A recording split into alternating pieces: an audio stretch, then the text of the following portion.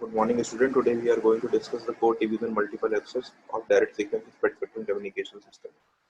Code division multiple access में हमने देखा था कि for transmitting a multi-user information we are using a dedicated code for each user. And the same concept is used in direct sequence spread spectrum communication system. तो यहाँ पर हम क्या करने वाले हैं, direct sequence spread spectrum communication में हमने एक कमी एक ड्रॉबैक ऑब्जर्व किया था. उसमें ये थे कि आपकी जो बैंडविड्थ रिक्वायरमेंट थी वो मिनिमम बैंडविड्थ से कई गुना ज़्यादा थी. तो सपोज करिए जो मिनिमम बैंडविड्थ रिक्वायरमेंट थी वो BS थी और जो आपकी स्प्रेडिंग के बाद बैंडविड्थ रिक्वायरमेंट हो गई थी वो BC हो गई थी. So BC is equal to L into BS जो हमने डिस्कस किया था एज द स्प्रेडिंग फैक्टर. तो अगर हमें एक इन्फॉर्मेशन ट्रांसमिट करना है तो एक इन्फॉर्मेशन ट्रांसमिट करने के लिए हमें बहुत ज़्यादा बैंडविड्थ की रिक्वायरमेंट पड़ रही थी और आपकी इन्फॉर्मेशन केवल एक छोटे से बैंड में ही अवेलेबल थी. तो हमने क्या किया, हमने ये कहा कि अगर जो एक्स्ट्रा बैंडविड्थ बच रही क्यों ना हम उसमें अलग यूजर्स इन्फॉर्मेशन ट्रांसमिट करें. समझने की बात है. यहाँ पर हम फ्रीक्वेंसी डिवीजन मल्टीप्लेक्सिंग की बात नहीं कर रहे हैं, हम यहाँ पे टाइम डिवीजन मल्टीपल एक्सेस की बात नहीं कर रहे हैं, हम यहाँ पे कर रहे हैं कोड डिवीजन मल्टीपल एक्सेस की. अगर सेम बैंडविड्थ में भी नंबर ऑफ यूजर्स अपनी इंफॉर्मेशन को ट्रांसमिट कर रहे हैं और वो फ्रीक्वेंसी आपस में ओवरलैप भी होती है तो भी प्रॉब्लम नहीं होगी, क्योंकि कोड डिवीजन मल्टीपल एक्सेस में हम सारा का सारा communication with the help of encoding and decoding करते हैं. यानी सारी चीजें हमारी इनकोडिंग और डिकोडिंग पे निर्भर है, चाहे वो आपका एक साथ एक ही फ्रीक्वेंसी पे कम्युनिकेशन हो रहा हो, एक टाइम पे कम्युनिकेशन हो रहा हो, सारी चीजें एक दूसरे से मिक्सअप हो, फिर भी हमारा सिग्नल प्रॉपर्ली रिसीव हो जाएगा एट द रिसीवर एंड. इसी कंसेप्ट को यूज करके डायरेक्ट सीक्वेंस स्प्रेड स्पेक्ट्रम को की एफिशिएंसी को और इनहेंस किया गया, क्योंकि हम ऑलरेडी यहाँ पे अच्छे खासे बैंडविड्थ को यूज कर रहे थे और उस बैंडविड्थ में ढेर सारी इन्फॉर्मेशन ट्रांसमिट की जा सकती थी और वो सारी की सारी इन्फॉर्मेशन रिसीवर एंड पर क्रॉस कैरोलेशन कैलकुलेट करके, यानी जो पीएन सीक्वेंस है या जो आपका कोडेड सीक्वेंस है उसके यूज से हम अपनी इन्फॉर्मेशन को रिट्रीव कर सकते थे. तो हम कोड डिवीजन मल्टीपल एक्सेस को यूज करते हैं direct sequence spread spectrum communication में. तो यही स्टेटमेंट यहाँ पे लिखा है, स्टेटमेंट को हम पढ़ते हैं. स्टेटमेंट लिखा है, in code division multiple access more than one user is allowed to share a channel or sub-channel with the help of a direct sequence spread spectrum signal. In CDMA, each user is given a unique code sequence. CDMA में भी हम एक unique code sequence देते हैं और आपके direct sequence spread spectrum में भी हम एक यूनिक पीएन सीक्वेंस असाइन करते हैं. दोनों में सेम पीएन सीक्वेंस, मतलब दोनों में कोडिंग की जा रही है with the help of a code. तो ये कोड पीएन सीक्वेंस की तरह भी काम करेगा और ये कोड आपका direct code division multiple access में कोडिंग का भी काम करेगा. आगे बढ़ते हैं. This sequence allow the user to split the information signal across the assigned frequency band. At the receiver, the signal received from the various users are separated by checking the cross correlation of the received signal with each possible user signature sequence. कहने का मतलब ये है कि suppose करिए first user ने information भेजा, जब उसने फर्स्ट यूजर ने इंफॉर्मेशन भेजा तो उसने एक कोड असाइन किया हुआ अपने इंफॉर्मेशन के साथ. Second user, third user, fourth user, mth user के साथ सारी की सारी इंफॉर्मेशन मिक्स हुई. चैनल के थ्रू जब वो गई तो सारी सिग्नल इंफॉर्मेशन मिक्स हो चुकी थी. रिसीवर एंड पे गई तो रिसीवर एंड पे भी फर्स्ट यूजर के लिए फर्स्ट रिसीवर होगा, सेकंड यूजर के लिए सेकंड रिसीवर होगा and so on. mth user के लिए mth रिसीवर होगा.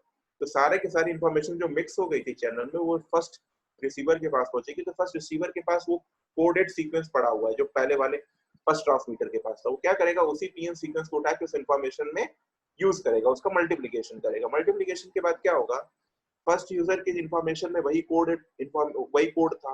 अब फर्स्ट यूजर के ट्रांसमीटर रिसीवर के पास भी वही कोड है, उस कोड से मल्टीप्लिकेशन करेगा जो फर्स्ट यूजर ट्रांसमीटर की इंफॉर्मेशन थी वो तो उसे एज इट इज मिल जाएगी. बाकी जब उस कोड का मल्टीप्लिकेशन सेकंड यूजर की information, third user, fourth user, fifth user, mth user के साथ होगा तो सारे के सारी इंफॉर्मेशन वैनिश कर जाएगी. इसी को हम कहते हैं क्रॉस कोरिलेशन. तो पीएन सीक्वेंस या फिर किसी भी कोडेड सीक्वेंस का उसी सेम कोडेड सीक्वेंस के साथ जब हम रिलेशन फाइंड आउट करते हैं जिसे हम कहते हैं ऑटो कोरिलेशन, तो उसकी वैल्यू कुछ ना कुछ पॉजिटिव या कुछ ना कुछ मैग्नीट्यूड आएगी. 1 आ सकती है, 2 आ सकती है, 3 आ सकती है, वो एग्जिस्ट करेगा. लेकिन जब हम उसी पीएन सीक्वेंस का या कोडेड सीक्वेंस का किसी दूसरे पीएन सीक्वेंस या कोडेड सीक्वेंस के साथ क्रॉस कोरिलेशन फाइंड आउट करते हैं तो वैल्यू क्या हो जाएगी आपकी, 0 हो जाएगी. उसी कंसेप्ट को यूज करके इन्होंने कोड डिवीजन मल्टीपल एक्सेस को यूज किया है direct sequence spread spectrum communication में. इस टॉपिक को बहुत अच्छे से समझिए, बहुत इंपॉर्टेंट टॉपिक है और जो भी चीजें बता रहा हूँ आपको समझ में आ जाएंगी. सिंपल है. डायरेक्ट सीक्वेंस में हम इंफॉर्मेशन को भेज रहे थे एक लार्जर बैंडविड्थ में. उस लार्जर बैंडविड्थ को एकोमोडेट करने के लिए हमने ढेर सारे यूजर को साइमल्टेनियसली ट्रांसमिट किया और हर एक यूजर के पास अपने कोडेड इंफॉर्मेशन थी. With the use of that code वो रिसीवर एंड पे अलग अलग इंफॉर्मेशन रिसीव करता था. क्लियर, यही कहना चाह रहा है यहाँ पे. आगे बढ़ते हैं. statement at the receiver, the signal received from the various users are separated by checking the cross correlation of the received signal with each possible user signature sequence. Signature sequence कहिए, coded sequence कहिए, PN sequence कहिए, they all are similar. चलते हैं. In CDMA, the users access the channel in a random manner. Hence, the signal transmitted by multiple users will completely overlap both in time and frequency. Therefore, the demodulation and separation of these signals at the receiver can be achieved by using pseudo random code sequence. तो यहाँ पर code का काम जो PN code है वो केवल direct sequence spreading ही नहीं कर रहा है, वो कोड आपके इंफॉर्मेशन को इनकोड भी कर रहा है, जिससे क्या होगा, उसी सेम कोड यूज करके आप इंफॉर्मेशन को रिसीव भी कर लेंगे. तो सीडीएमए का इन्वॉल्वमेंट हो गया डायरेक्ट सीक्वेंस में. आगे चलते हैं.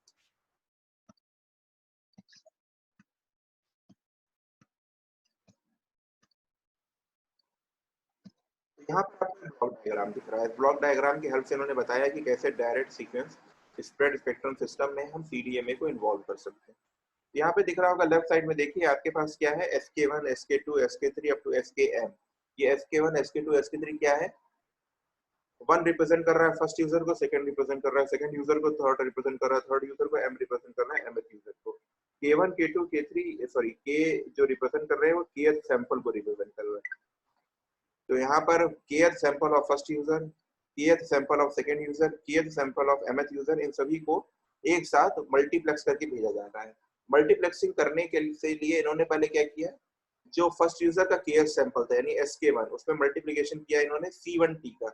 अब C1 की T क्या है, C1T है PN सीक्वेंस, जो कोडेड सीक्वेंस है, कोड को यहाँ C से लिखा गया है. तो C1 1 यानी फर्स्ट यूजर, तो C1T is the coded sequence for the first user. Product modulator में हमको आपको पता डायरेक्ट सीक्वेंस में हम लोग क्या करते थे, पीएन सीक्वेंस पे डायरेक्टली इंफॉर्मेशन के साथ मल्टीप्लिकेशन करते थे. तो डायरेक्ट सीक्वेंस भी इन्वॉल्व हो गया और हम सीडीएमए भी करने जा रहे हैं.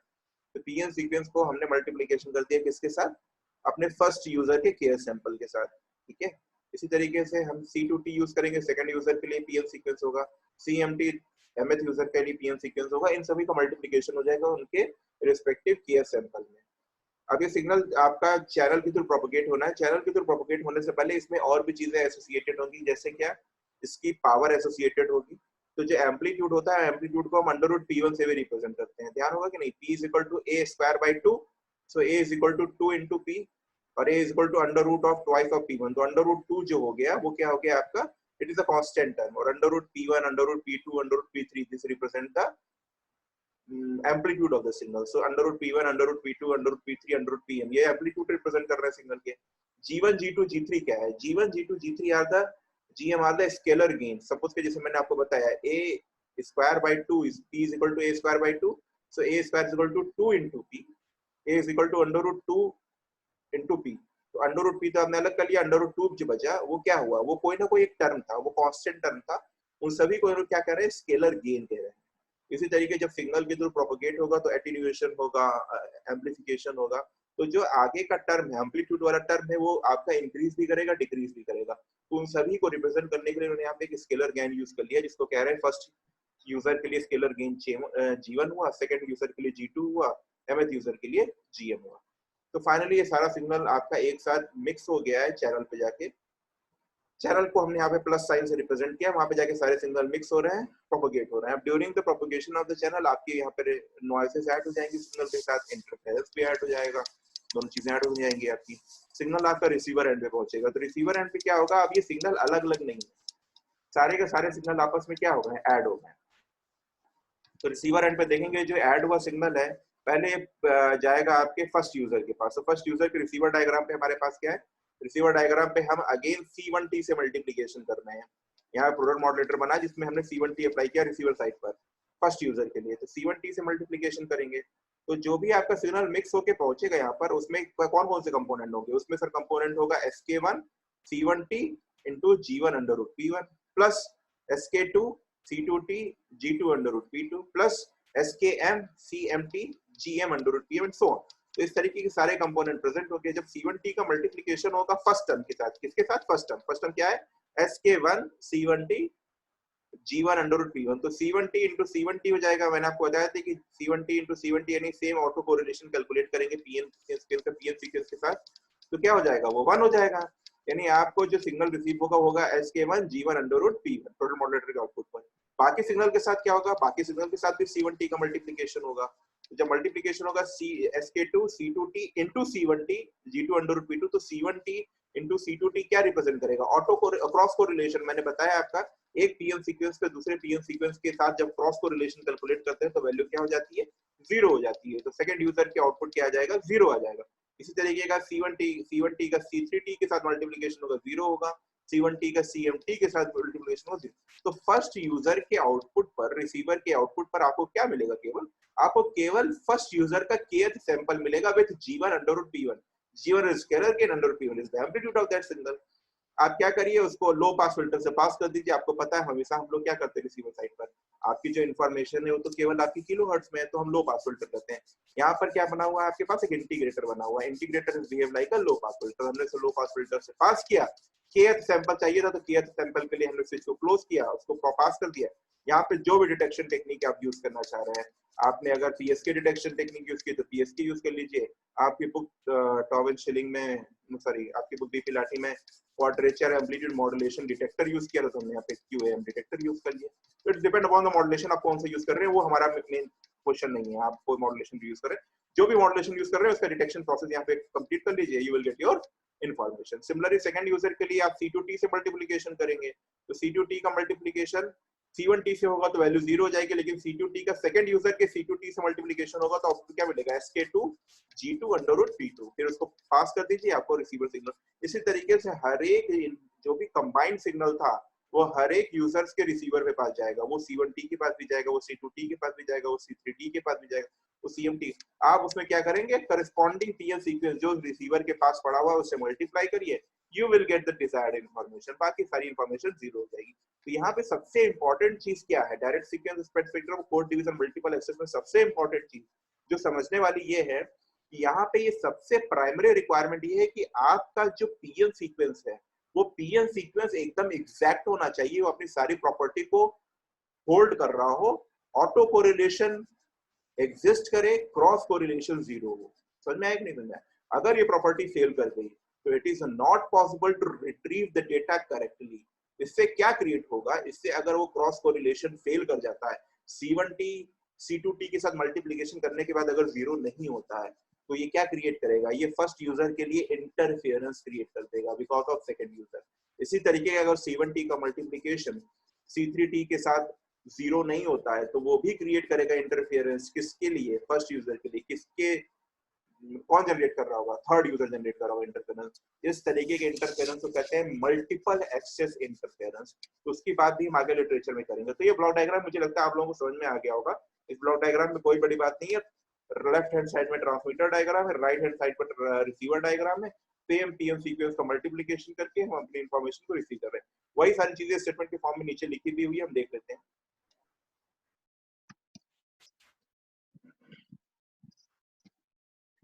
If a direct sequence spread spectrum signal has only one signal to transmit, then its use of the larger bandwidth BC would be too wasteful. CDMA of direct sequence spread spectrum can be achieved by letting multiple users, each given a distinct PN spreading signal CIT, where I is equal to 1, 2, 3, 4 up to M, access the broad bandwidth of L into BS. BC is equal to क्या था, L into BS simultaneously. Such a multiple user system based on CDMA is shown in above figure.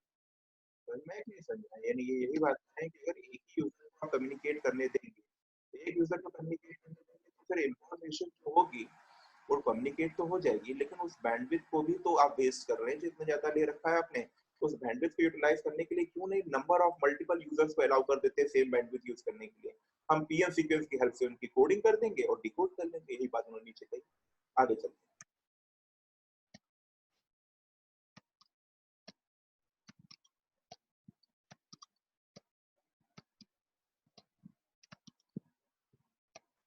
कुछ technical terms की बात करेंगे, फटाफट देख लेते हैं। Because of these M user, यानी वो कहना चाह रहे हैं सपोज करिए M number of users simultaneous communication कर रहे हैं। Because of these M users, multiple access interference exist at each of the receivers. जाहिर सी बात है, मैंने आपको पहले ही बताया कि सारे के सारे ट्रांसमीटर में जितने एमएच यूजर हैं सारे के सारे आपस में कंबाइन हो गए तो सब रिसीव फर्स्ट यूजर के पास जब इंफॉर्मेशन पहुंचेगी तो फर्स्ट रिसीवर के पास जो इंफॉर्मेशन पहुंचेगी केवल फर्स्ट ट्रांसमीटर की नहीं पहुंची, उसमें सेकंड की भी है, थर्ड की भी है, फोर्थ की भी, एमएच की भी, सारे सारे कंबाइन होके पहुंचे हैं। वो तो रिसीवर का काम है ना कि इसमें से फर्स्ट यूजर की इंफॉर्मेशन को निकालना है, उसी के लिए तो वो सेम पीएम सीक्वेंस को यूज करने जा रहा है। लेकिन जब ये ढेर सारे सिग्नल वहां पहुंचे हैं तो अगर सपोज करिए कि आपका क्रॉस कोरिलेशन की कंडीशन फेल कर जाती है समहाउ, आपको एग्जैक्टली जीरो नहीं मिलता है, तो सारे बचे हुए यूजर्स की इंफॉर्मेशन उस पर्टिकुलर फर्स्ट यूजर के लिए क्या क्रिएट करेगी, इंटरफेरेंस क्रिएट करेगी। उसी को ये यहाँ पे कह रहे हैं multiple access interference exist at each of the receiver unit if cross correlation between the PN sequence will fail. Clear?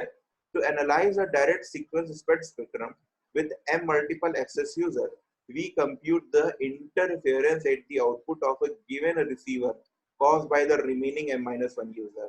अब यहाँ पर उन्होंने ये कहा है कि ठीक है फर्स्ट यूजर की इंफॉर्मेशन फर्स्ट के रिसीवर तक पहुंची, बाकी जो m-1 यूजर है वो तो इंटरफेरेंस क्रिएट कर रहे थे फर्स्ट यूजर के लिए, तो ये देखना चाहते हैं यहाँ पर कि वो जो m-1 यूजर है वो कितनी इंटरफेरेंस क्रिएट कर रहे हैं। उसके लिए उन्होंने यहाँ पे इक्वेशन लिख रखी है, इक्वेशन बहुत आसान है, हम देखेंगे। तो टेक्स्ट में आगे चलते हैं। It is obtained by focus by the interval k-1 ts to kts। Interval का मतलब क्या है, ये कहना चाह रहे हैं कि हम केवल kth सैंपल की बात कर रहे हैं। जाहिर सी बात है जो फर्स्ट यूजर होगा केवल एक सैंपल तो जनरेट नहीं करेगा, मल्टीपल सैंपल जनरेट कर रहा होगा, तो हम सारे सैंपल की बात नहीं कर रहे हैं, हम जितने भी m यूजर हैं उसके केवल kth सैंपल की बात कर रहे हैं। ठीक है, वही कहना चाह रहा है। हम जो इक्वेशन डिराइव करने जा रहे हैं जो कि इंटरफेरेंस क्रिएट करेगा, उसके लिए हम केवल kth सैंपल के लिए बात कर रहे हैं कि kth सैंपल कितना इंटरफेरेंस क्रिएट करने जा रहा है। So it is obtained by focus on the time interval k-1 ts to kts and the kth symbol of all m users. Multiple assumptions made for analytical simplicity.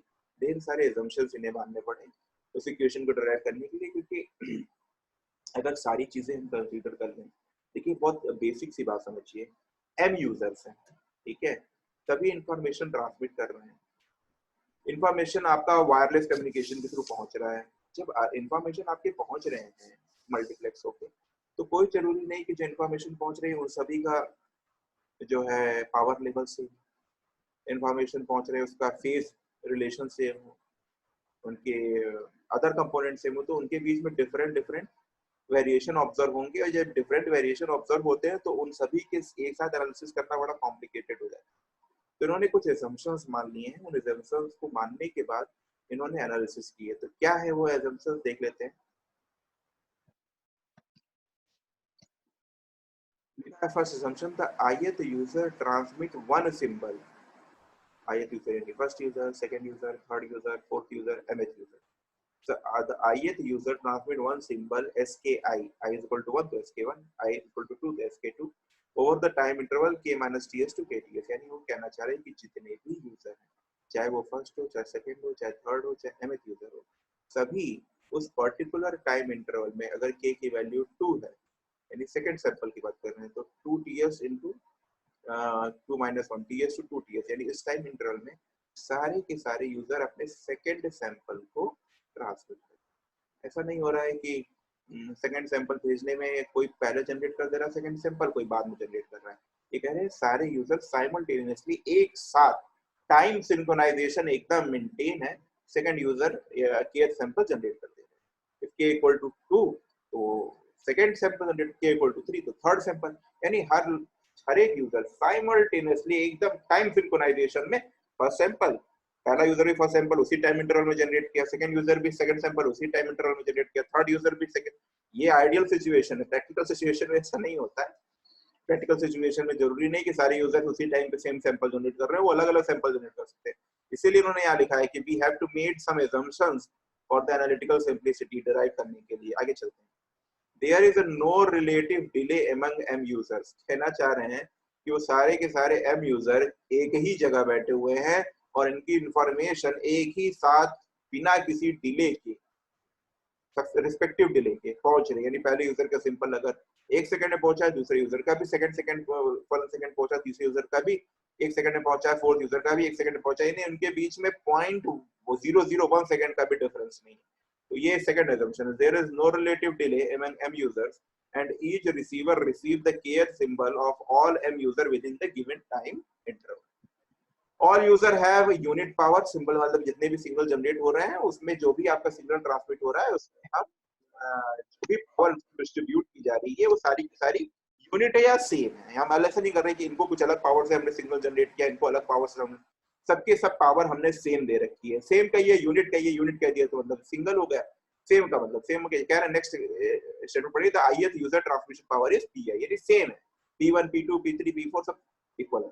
The ith user channel has a scalar p1 p2 p3 p4 p5 p6 pm, ये सारी की सारी power क्या होने वाली है, same होने वाली है, या तो यूनिटी कहिए या तो सेम कहिए, सेम का मतलब सब इक्वल। आगे, the ith user channel has a scalar gain of gi, scalar gain g1 है फर्स्ट यूजर का, सेकंड का g2 है, g3 है, g4 g5 and so on. The channel is additive white Gaussian, और साइज से बात है जो नॉइज हो रही है वो आपके एडिटिव वेट क्वेश्चन है। अब आगे देखते हैं,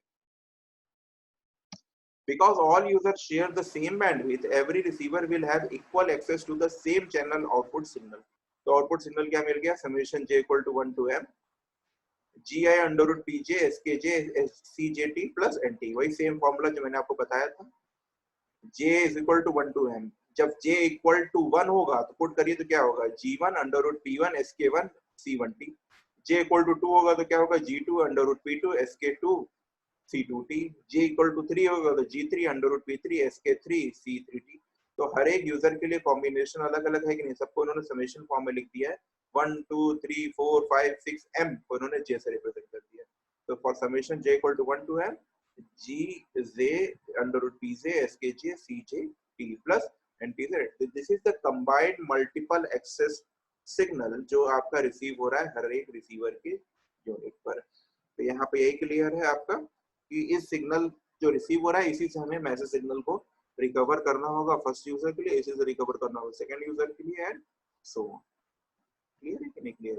this is the combined signal. तो this is all about the code division multiple access direct sequence spectrum communication system. अब हुआ क्या कि एक प्रॉब्लम ऑब्जर्व की गई, उस प्रॉब्लम को कहते थे near far problem. Near far problem क्या है समझ लीजिएगा, ये बहुत प्रैक्टिकल प्रॉब्लम है जो मोबाइल कम्युनिकेशन में ऑब्जर्व की जाती है। नियर फार प्रॉब्लम का मतलब क्या है कि सपोज करिए, पहली कंडीशन मैंने आपको बताया था, इस कम्युनिकेशन में कोई भी दिक्कत नहीं होगी जब तक आपका पीएन सीक्वेंस अपनी प्रॉपर्टी को प्रॉपरली होल्ड कर रहा है, यानी क्रॉस कोरिलेशन की वैल्यू 0 है, ऑटो कोरिलेशन वैल्यू फाइनाइट। अगर सपोज करिए कि क्रॉस कोरिलेशन, क्योंकि जब आप सिग्नल पीएन सीक्वेंस जनरेट करते हैं तो पीएन सीक्वेंस भी मैसेज सिग्नल के साथ प्रोपेगेट हो रहा है, हो सकता है during the transmission PN sequence में भी कोई दिक्कत आ जाए, कोई एरर आ जाए, कोई प्रॉब्लम आ जाए और वो अपनी ऑटो को क्रॉस कोरिलेशन के प्रॉपर्टी को फेल करता है रिसीवर एंड पर। उस कंडीशन में प्रॉब्लम क्रिएट होती है जिसे हम कहते हैं near far problem. Near far problem क्या है, सपोज करिएगा, समझिएगा, आप वो यूजर है, आप वो डेडिकेटेड यूजर है जो अपनी इंफॉर्मेशन भेजना चाहते हैं एक रिसीवर, आप अपने रिसीवर से बहुत दूर है, ठीक है, और जो आपके साथ इंटरफेरेंस क्रिएट कर रहा था यूजर, क्योंकि आप तो code division multiple access use कर रहे हैं, कोड डिवीजन मल्टीपल एक्सेस तो सेम फ्रीक्वेंसी में कम्युनिकेट करेगा, वो किसी और फ्रीक्वेंसी में नहीं कम्युनिकेट करेगा। तो वो जो यूजर आपके साथ इंटरफेरेंस क्रिएट कर रहा था वो आपके रिसीविंग यूनिट के बहुत क्लोज है। क्लियर है? तो होगा क्या कि चूंकि वो इंटरफेरेंस क्रिएट कर रहा था, ऑटो को क्रॉस कोरिलेशन की कंडीशन फेल कर गई, तो जो सिग्नल रिसीवर उस इंटरफेयरिंग यूजर से रिसीव कर रहा होगा उसकी स्ट्रेंथ कई गुना ज्यादा होगी या ज्यादा होगी compare to your signal strength. आपकी आप बहुत दूर है, आपके सिग्नल की स्ट्रेंथ आपके रिसीवर से जो रिसीव हो रही होगी वो कम हो रही होगी, और दूसरा यूजर इंटरफेयरिंग यूजर आपके रिसीवर के बहुत पास है और उसके सिग्नल की स्ट्रेंथ आपके कंपैरिजन में बहुत ज्यादा होगी। तो होगा क्या, वो उसका सिग्नल आपके सिग्नल को कैप्चर करके खत्म कर देगा और उसका सिग्नल रिसीवर को मिल जाएगा। इस प्रॉब्लम को कहते हैं नियर फार इफेक्ट। आप फार में है, आपका इंटरफेयरिंग जो आपके साथ इंटरफेरेंस क्रिएट कर रहा था वो नियर में है, उसका सिग्नल रिसीव होगा, उसका सिग्नल की स्ट्रेंथ ज्यादा होगी, आपका सिग्नल सप्रेस हो जाएगा, वो आपके सिग्नल को कैप्चर कर लेगा।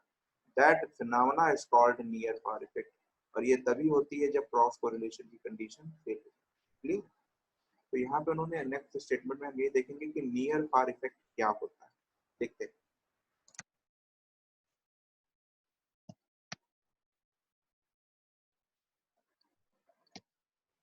नियर फार प्रॉब्लम इंपॉर्टेंट है, एग्जाम में पूछ लेता है। जब भी वो पूछेगा code division multiple access of direct sequence spread spectrum, वो आपसे पूछ देगा कि what is near far problem और कैसे रिमूव करते हैं।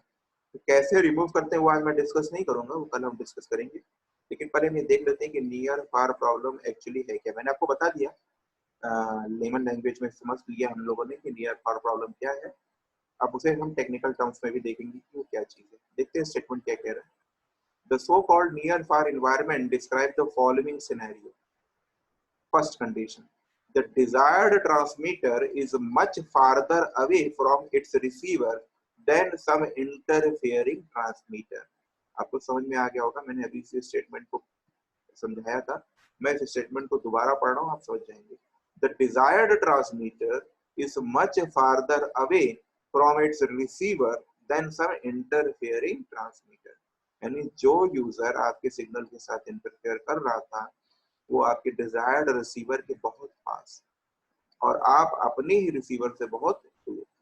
पहली कंडीशन नियर फार की है। Second condition, the spreading code और PN sequence code are not mutually orthogonal. कहने का मतलब क्रॉस कोरिलेशन की कंडीशन फेल कर गई है। अगर क्रॉस कोरिलेशन की कंडीशन सक्सेसफुल होती तो उनके बीच में म्यूचुअल ऑर्थोगोनल की वैल्यू क्या होती? जीरो होती। यानी यहाँ पे देख रहे हैं म्यूचुअली ऑर्थोगोनल को इन्होंने यहाँ पे रिप्रेजेंट किया आर आई जे के। आर आई जे के actually represent the multiplication between the two PN sequence CIT और CJT। तो CIT एक अलग पीएन सीक्वेंस हुआ, CJT अलग पीएन सीक्वेंस हुआ। तो CIT और CJT के बीच में जब मल्टीप्लीकेशन होगा तो उसको हम कहते हैं, वो मल्टीप्लीकेशन की वैल्यू क्या होनी चाहिए? अगर वो क्रॉस कोरिलेशन की कंडीशन को फुलफिल कर रहा है तो उसकी value it must be zero होनी चाहिए। लेकिन अगर वो कंडीशन फेल कर गई तो वो आपस में क्या होंगे? म्यूचुअली ऑर्थोगोनल नहीं रह जाएंगे और उस केस में वैल्यू जीरो होने की बजाय नॉन जीरो हो जाएगी। वही कह रहा है यहाँ पे, the spreading codes are not mutually orthogonal, that is R I comma J bracket में k is equal to zero when i is not equal to j। It means R I comma J means C I into C J. ये multiplication के बाद zero नहीं हो रहा है। अगर ये दो कंडीशन होती है तो नियर फार प्रॉब्लम अराइज होती है। आगे देखते हैं क्या कह रहे हैं। If we assume identical user transmission power in all cases, that is P1 is equal to P2 is equal to P3 is equal to P4 is equal to Pn is equal to P naught. In the near far environment, the desired signal channel gain Gi is much smaller than some interference channel.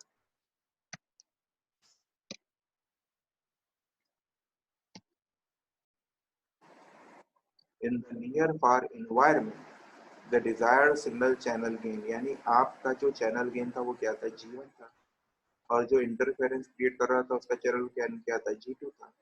G2 आपके receiver के बहुत पास है तो उसका scalar gain ज्यादा होगा कि आपका ज्यादा होगा? इसका ज्यादा होगा, वो ज्यादा पास है। मेरा स्केलर गेन तो कम होगा ना, मैं तो एटीन्यूएट करता जा रहा हूँ। जितना दूर हूँ सिग्नल उतना वीक पहुंचेगा, वो तो बहुत पास में उसका सिग्नल उतना ही स्ट्रॉन्ग पहुंचेगा। यही कह रहा है।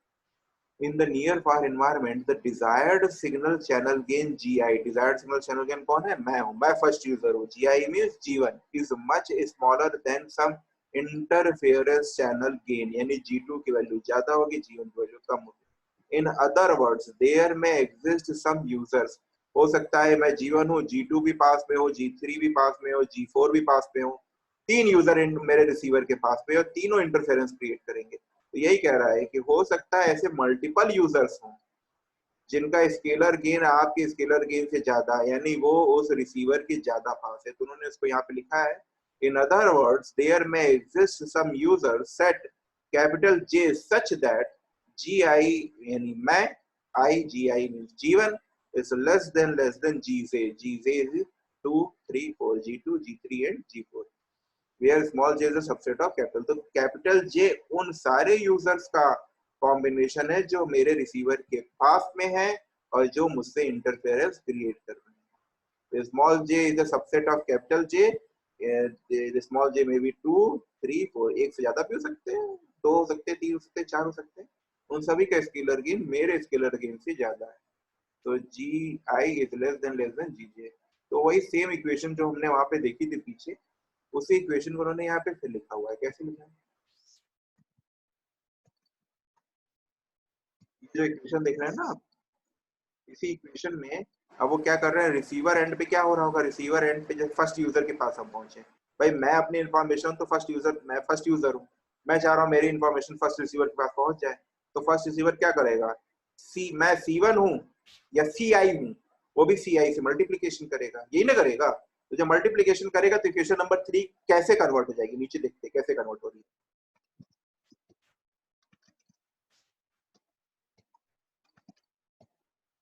देखिएगा, समेशन का साइन मैंने हटा दिया है, आगे देखते हैं। मैं फर्स्ट यूजर हूँ, मैंने अपनी इन्फॉर्मेशन फर्स्ट रिसीवर तक पहुंचा दी है, मल्टीप्लीकेशन हुआ है। अंडर रूट PI जो था P1 था, उसको हमने P0 से दिखा दिया, कि मैंने ऊपर ही कह दिया था सारी पाई वैल्यू सेम है, तो P1 P2 P3 P4 सब हटा दिया मैंने, अंडर रूट P0 कर दिया। GI मेरा स्केलर गेन हुआ। RIIK क्या होगा, RIK होगा CIT मेरा PN sequence with CIT receiver का PN सीक्वेंस, दोनों PN सीक्वेंस सेम है, तो CIT into CIT is represented by RI, I bracket में K, और SKI क्या हुआ, मेरा यानी फर्स्ट यूजर का केयर सैंपल हुआ। यही मुझे चाहिए, मुझे चाहिए केवल यही रिसीव हो और कुछ भी रिसीव ना हो, क्योंकि RI, I की वैल्यू क्या हो जाएगी, 1 हो जाएगी और मेरा केयर सैंपल मिल जाएगा। लेकिन लेकिन कंडीशन फेल कर चुकी है, तो सेकंड देखते हैं, plus under root P0 small j is a subset of capital J G J R I, J K S K J। ये जो सेकंड कंपोनेंट है, सेकंड कंपोनेंट जो है आपका, ये वाला, ये कौन सा कंपोनेंट है, ये वो कंपोनेंट है जो आपके रिसीवर के बहुत पास में है, और ये आपसे ज्यादा इंटरफेरेंस, जो आपके सिग्नल के साथ इंटरफेरेंस क्रिएट कर रहे हैं, देख रहे हैं ना, small j the subset of capital J। इस कंडीशन में अगर I, J 0 हो गया होता, तो क्रॉस कोरिलेशन 0 हो गया होता, ये इंटरफेरेंस क्यों क्रिएट करते, लेकिन भाई मेरे यहाँ पे क्रॉस कोरिलेशन की कंडीशन फेल कर गई है, इसलिए ये कंपोनेंट एग्जिस्ट करेगा, और यही मल्टीपल एक्सेस इंटरफेरेंस क्रिएट करेगा आपके डिजायर्ड रिसीवर के साथ। इसी कंपोनेंट को यहाँ पे इन्होंने इंपॉर्टेंस दी है, क्या लिखा है, under root P0 summation J की, समेशन क्यों लगाया, क्योंकि हो सकता है ढेर सारे यूजर हो ना आपके रिसीवर के पास, एक नहीं हो, ढेर सारे हो। Small j is a subset of capital J, where capital J representing those interfering users जो आपके रिसीवर के पास में है, where small j may be 2, small j may be 3, small j may be 4। तो ये वैल्यू हो गई स्मॉल j से RI, J के cross correlation between these PN sequence and SK, उनका यूजर का sample SK1, SK2, SK3, SK4 सो, plus वो remaining user जो आपके रिसीवर के पास नहीं, कहीं दूर पड़े हुए हैं, वो आपसे इंटरफेरेंस क्यों क्रिएट करेंगे, क्योंकि वो तो आपसे भी दूर पड़े हुए हैं, उसको हमने तीसरे बड़े ब्रैकेट में दिखा रखा है, दिख रहा है कि नहीं दिख रहा है, साथ में inter additive white question marks है। तो यहाँ पर क्या दिख रहा है, स्टेटमेंट उन्होंने कैसे इसको एक्सप्लेन किया नियर फॉर प्रॉब्लम की स्टेटमेंट के फॉर्म में, उन्होंने लिखा है, in a near far environment it become likely that the smaller signal channel gain and the non-zero cross correlation result in the domination of the far signal component। far signal component कौन था, मैं था, मैं दूर बैठा हूं, मेरा component फार पे है, उसको लिखा है उन्होंने यहाँ पे GI RI, IK SKI by the strong in near interference, जो पास में रिसीवर के वो कौन है, summation small j is a subset of capital J G J R I, J K S K J। इन स्टेटमेंट फिर से पढ़िए, समझ जाएंगे आप। In a near far environment it becomes likely that the smaller signal channel gain and a non-zero cross correlation result in the domination of the far signal component by the strong interference signal component। This is all about the near far problem arise in your wireless communication और mobile communication. अब आपको समझ में आ गया होगा कि near far problem क्या है और उसको इक्वेशन के फॉर्म में किस तरीके से लिखना है। बहुत इंपॉर्टेंट है नियर फार प्रॉब्लम। जब भी आपका code division multiple access direct sequence से पूछेगा तो अक्सर एग्जाम में पूछ देता है कि define near far problem, how to remove it. तो हाउ टू रिमूव इट कल देखेंगे किस तरीके से रिमूव करना है, कोशिश करेंगे कल हम इस यूनिट को फिनिश करते हैं। इस यूनिट को फिनिश करने के बाद हम सेकेंड यूनिट में मूव करेंगे जो कि random variable. Thank you for today.